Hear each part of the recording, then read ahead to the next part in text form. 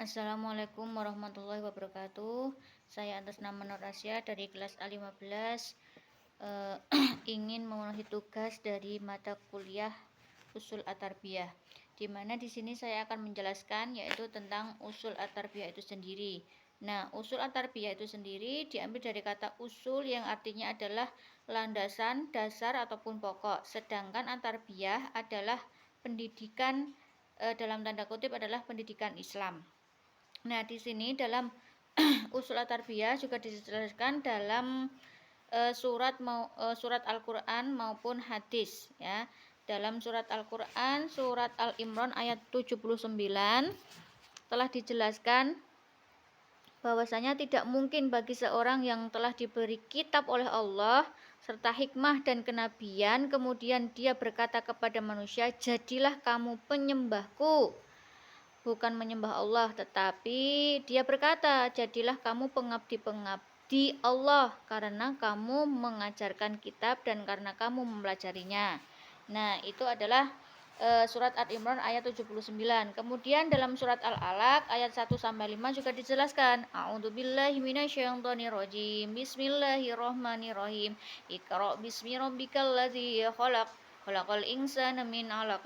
Iqra wa rabbukal akram alladzi 'allama bil qalam. 'Allamal insana ma lam ya'lam." Yang intinya kita itu disuruh untuk bacalah, untuk membaca kalam Allah yaitu Al-Qur'an. Nah, kemudian dalam hadis juga dijelaskan yang diriwayatkan oleh HR Hakim yaitu yang berbunyi, "Manahala waddi walidda walada min nahli afdala min adamin hasana." Yang artinya tiada suatu pemberian yang lebih utama dari orang tua kepada anaknya yaitu selain pendidikan yang baik ya. Seperti itu. Kemudian ada juga hadis yang diriwayatkan oleh Bukhari ya. Di sini yang berbunyi, "Kunu rabbaniyuna khulama'a fuqaha'a ulama'a wa yuqalu rabbaniyul ladzi yurabbiyun nasi bisigharil ilmi qablal kibari." Yang artinya jadilah pendidik yang penyantun, ahli fikih dan ulama. Disebut pendidik apabila seorang mendidik manusia dengan memberikan ilmu sedikit-sedikit yang lama-lama menjadi banyak. Nah, itu artinya kita memberikan ilmu itu adalah salah satu amal yang tidak putus walaupun kita itu sudah mati, yaitu mengajarkan apa yang kita bisa ya, seperti itu. Kemudian di sini ada juga fungsi dan tujuan usul at-tarbiyah.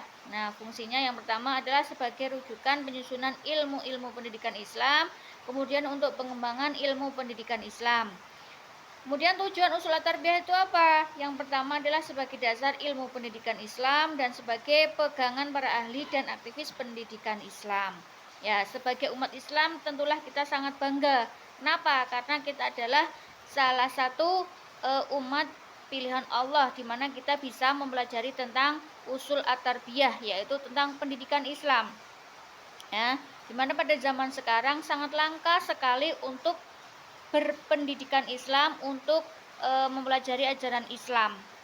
Jadi kita sangat bersyukur ya untuk mempelajari usul at-tarbiyah itu sendiri. Nah, di mana pada zaman sekarang jikalau kita tidak mempunyai kependidikan Islam, maka akhlak pun juga akan tercela. Jadi secara otomatis insya Allah dengan ajaran pendidikan Islam, akhlak kita mempunyai akhlak yang terpuji. Dalam bahasa bumi yang sekarang adalah beretitut atau beretika ya, punya kesopanan, punya ramah tamah ya terhadap sesama manusia. Nah, mungkin itu cukup sekian dari saya tentang pengertian usul at-tarbiyah, kemudian tujuan dan fungsinya, dan juga ayat dan hadis yang menerangkan tentang usul at-tarbiyah. Ila liqa ma'assalamah, mohon maaf jika ada salah. Wassalamualaikum warahmatullahi wabarakatuh.